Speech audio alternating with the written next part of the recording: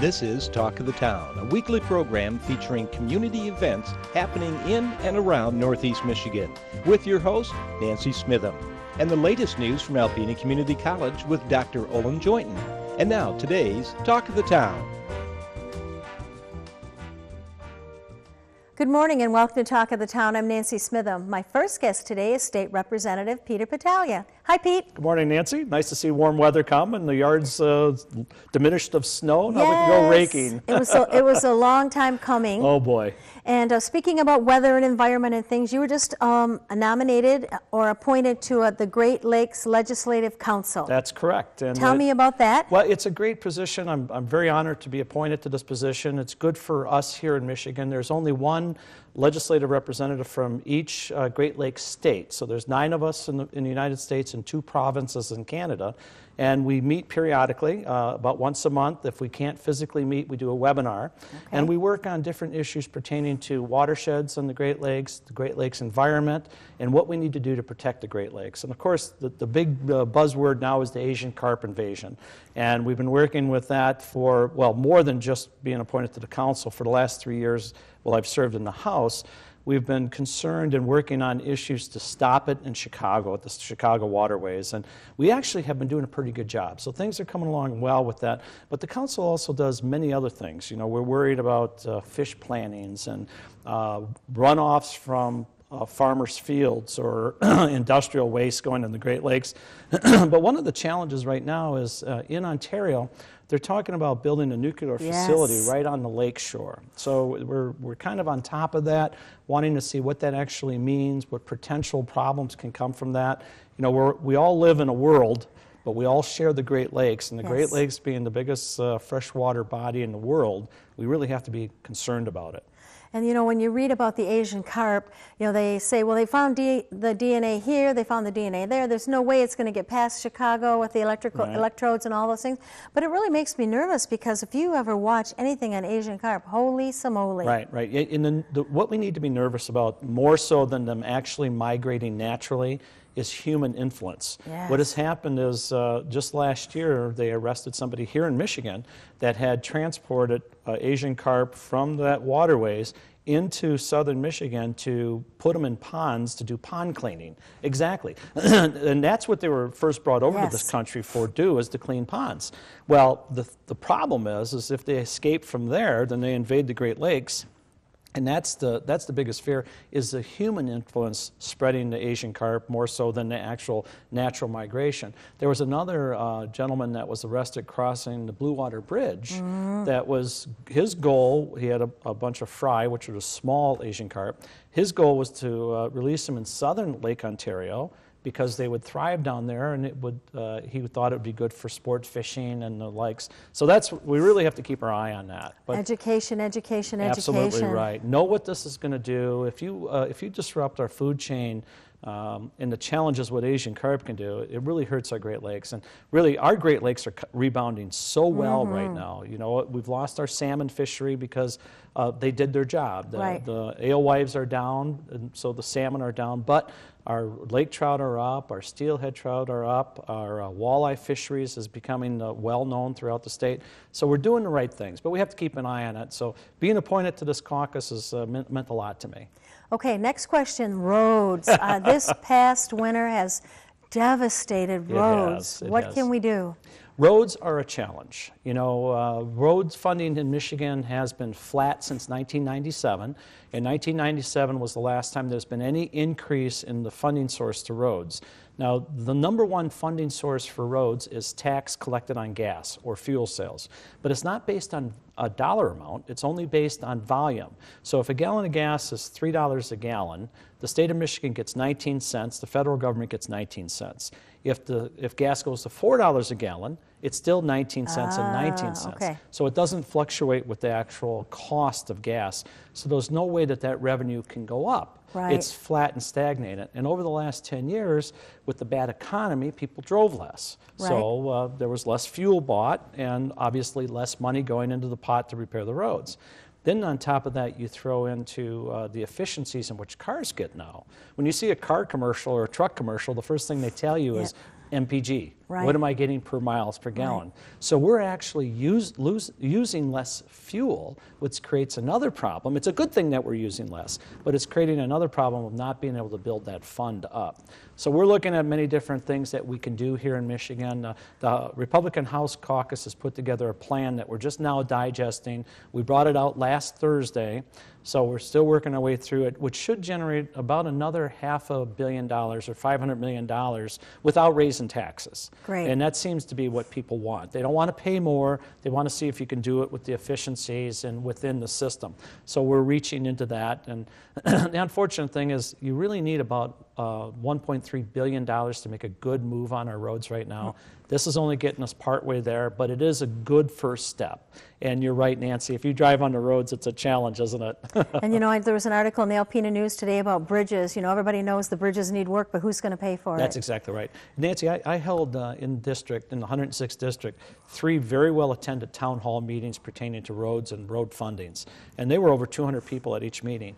Overwhelmingly, everybody said we need to do something. Overwhelmingly, nobody wanted to pay for it. Correct. You know, that's the problem. And I don't blame them. People are, you know, they're feeling pinched. They're paying a lot of money to drive, to live, to heat their homes. You know, we're coming off one of the worst winters we've had in history, where heating bills have been sky high. So I understand that, and I get that. So we're trying to do it within.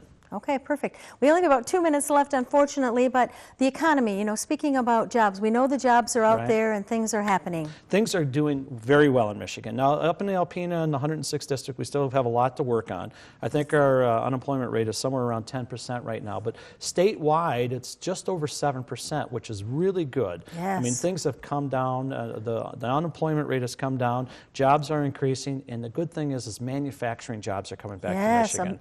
They can't get enough people right now. They can't get enough. They need the higher skilled people. Right. We need talent people. We need steel workers. We need fabricators. We need welders. We need plumbers. CAD designers. CAD design. Exactly right. The jobs are there. We tended to get away from that talent pool. Now we have to get the education system back in gear to deliver what the businesses need when it pertains to workers. Okay, now if someone, do you have any town hall meetings coming up, or how can people contact you if they have issues? Well, it's easy to reach me in my office down in Lansing at any time. It's 517-373-0833, and it's in the paper, in the Alpena paper every week. And reach out to me, and I love to have opinions. You know, it's the best way to move forward. And people do return your calls, I know that. They do, and we do a good job. And people like you, Nancy, are always out there spreading the word. So it's good. Okay, thank you very much for taking time out of your busy schedule to meet with us today, and take care. You bet, Nancy. Thank you. I'll be right back following these messages. Hi, welcome back. My last guest today is Brad Summers from the Boys and Girls Club of Alpena. Hi, Brad. Hi, Nancy. I know it's a particularly busy time of year for you. Not that there is a slow time, but you're gearing up for summer programs. The school kids, they're getting anxious because school's getting close to being done, so they're a little wild and crazy. And you always have so much going on at the club. Yeah, right now we have a lot of programming going on geared towards education.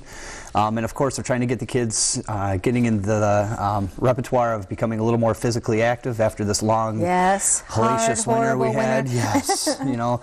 So we're getting the kids in the gym, which we've been doing all winter. But right now, it's actually nice because we can go outside and do some things when it's a little bit warmer, and do some activities around the building as well. So. Okay, and it's time to sign up for YVC program. Yep, that's one of our during the summertime. This is one of our big programs that we run. It gets kids.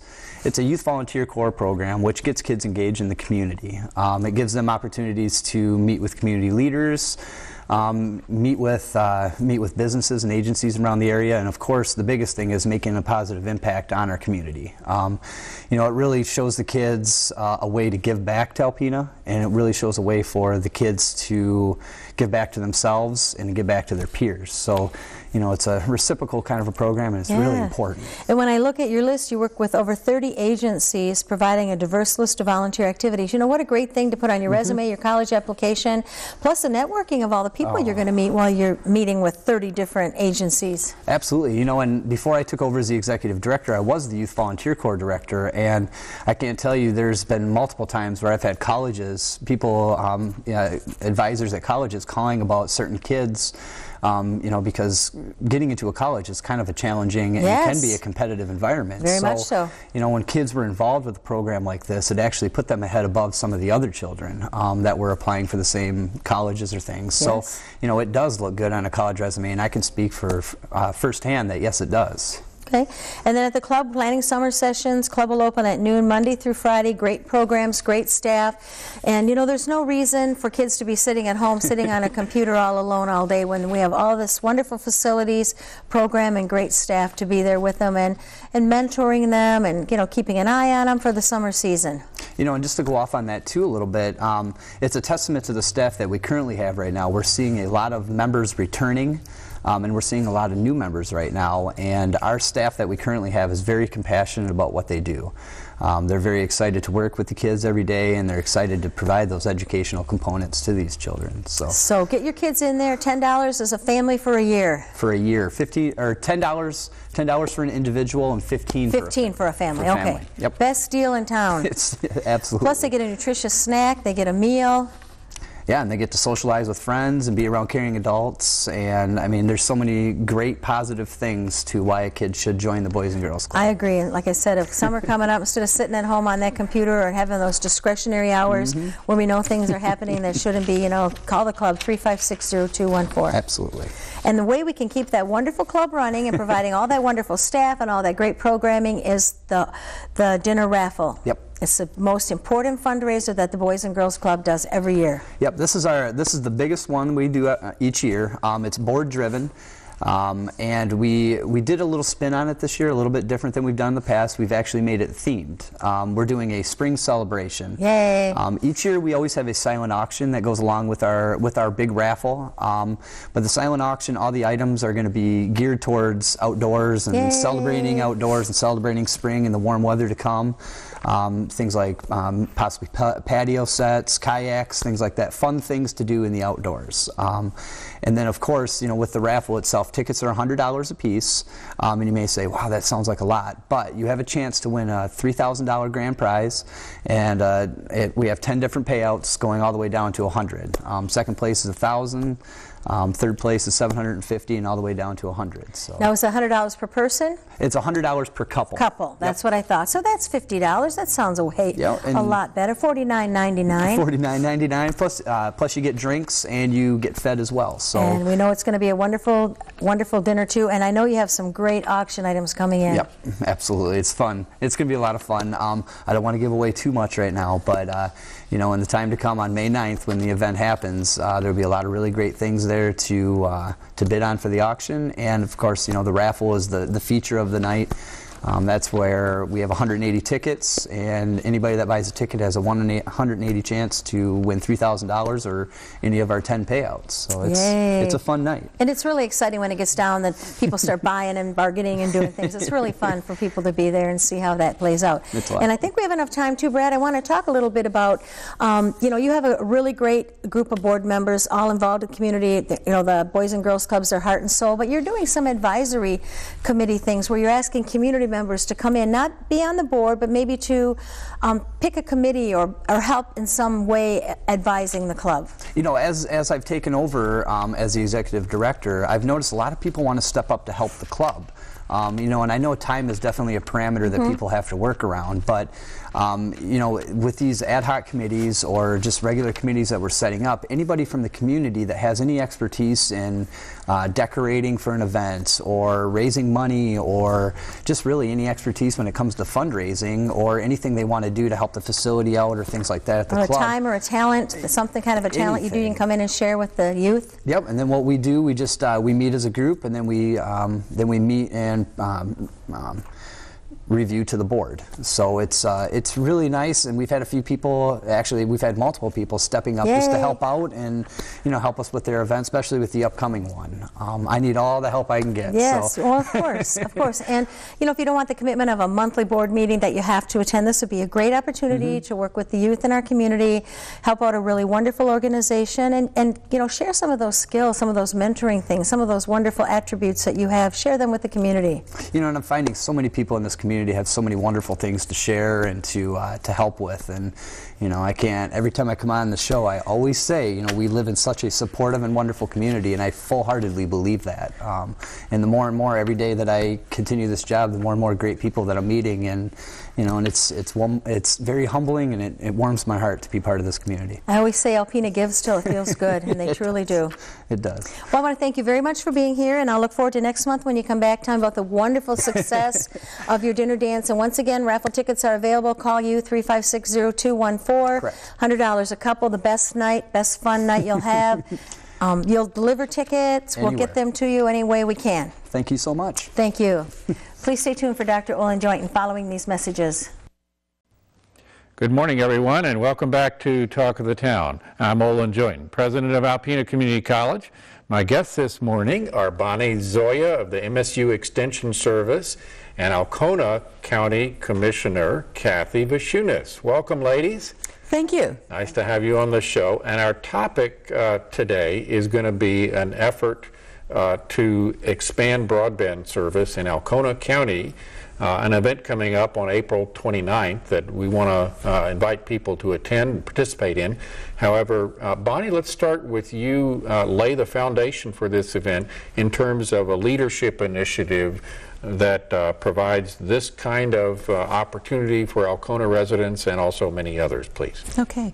Well, what we did is we had started the leadership program probably about 9 years ago, and it was the kind of thing where we work on how do you have a good meeting, that type of educational programs. And over the past couple years, we said maybe we need to assume people know a lot of that, and what can we do a little different? So we enlisted the help of the leaders throughout Alcona County and said, what do you think we need to do in this community? And what came out was connectivity. And it was interesting because it was two kinds of connectivity. One was connectivity between people within the county, because we're separated by a lot of state and federal land. Is that what's called networking? Yes, so that would be looking at that side. Yeah. And then the other was technology. And we have a number of people who want to locate in Alcona County and open businesses at home, and they don't have the connectivity. So we decided to try to get people all on one page and provide an educational program about broadband overall. What do we have there right now? Who are some of the service providers, and what are some of the ways that we could increase broadband connectivity? Well, that's great. I like the description you've given of starting off kind of small, but then reaching out to find out what the needs are and elevating to the next level with those two areas of focus. Kathy, what is the role of the county commissioners in all of this? Oh, basically it started, I was as a liaison individual for the leadership program. I took part in a couple of the classes, and as we got more involved in the connectivity issue, the commissioners were interested in bringing broadband into the county. We met a lot of stumbling blocks, so it was important for the commissioners to enlist the aid of the MSU Extension staff and the community leaders to assist in expanding this issue. We have a large agricultural community, and we have learned that these individuals do need access to the internet. They don't have the access, so we're trying to bring the various residents and the businesses and organizations to come together to determine what we need to do to expand broadband. Well, that's terrific. It shows you that internet connectivity at a high quality and really great speed and big capacity is essential for all types of business and enterprise, personal growth and development, cultural, community development. It just pervades everything that we do today. I don't know if this is internet-based. I think not, but I've read about tractors plowing fields with GIS technology so that the tractor is automatically guided to make the road just right with satellite imagery coming down. It's incredible the way the applications of technology. You probably know about all that with MSU Extension. Let's see, Bonnie, is there public funding for these kinds of initiatives, or does it all have to be private? Honestly, I don't know much of the technological basis and the funding that's involved. We really, in the leadership group, are looking at, let's bring people in, talk about what is the base, what is some basic information. At this forum, we'll be handing out some flyers that will talk about, here's some basic information, because the more we've gotten into this, and we're working with Tom Stevenson from Connect Michigan, which is part of the Public Service Commission. Sure. And the more we've gotten into it, the deeper it can get. And so we want to make sure that we're all on the same page talking about the same things. Well, every time I hear Governor Snyder speak, or Mike Finney, head of the MEDC, they are well aware of the importance, economic value, and the return on the investment of these kinds of programs. So I hope it'll end up being a good partnership for resources within Alpena County and some coming in from the outside as well. Let's see, Kathy, let's talk about the event that's going to take place on April 29th and get information out to the audience before we run out of time on the program. What's it going to be? Where? When? It's going to be at the Board of Education conference room at the middle school, the Alpena County Schools off Barlow Road and M72 from 6 p.m. until about 8 o'clock. And then the guests and the presenters will have an opportunity, if they want to discuss it individually, for about another 30 minutes. Very good. There's no charge. We're going to be passing out surveys to the people that come to the forum to find out what their interest is, what kind of broadband or internet service they would like, how much they're willing to pay. Good. I believe I attended a leadership meeting about a year ago in that very room, and I may have met one or both of you at that time. But what a great initiative. So let's go over the details again of the meeting. Tuesday, April 29th in the middle school conference room on Barlow Road, starting at 6 p.m., did you say? Right. 6 p.m. Right, until 8 p.m. And free of charge information that people can access about and contribute, have input on their needs for broadband. Right. And the possibilities for making it happen. I know that the service provider for ACC is Merit Network, and I believe that, talking about public funding, they have received tens of millions of dollars from the federal government as part of the stimulus project going back several years to expand broadband in northern Michigan. And I believe one of you told me that our MIS co-director at ACC, Vicki Kropp, will be part of this event on the 29th of April. I wish you well in this effort, both the broader-based leadership program and the specific project. And thank you for being on the program. Any final comments as we sign off? Well, I would just like to say that we will have about 8 different service providers who will be attending.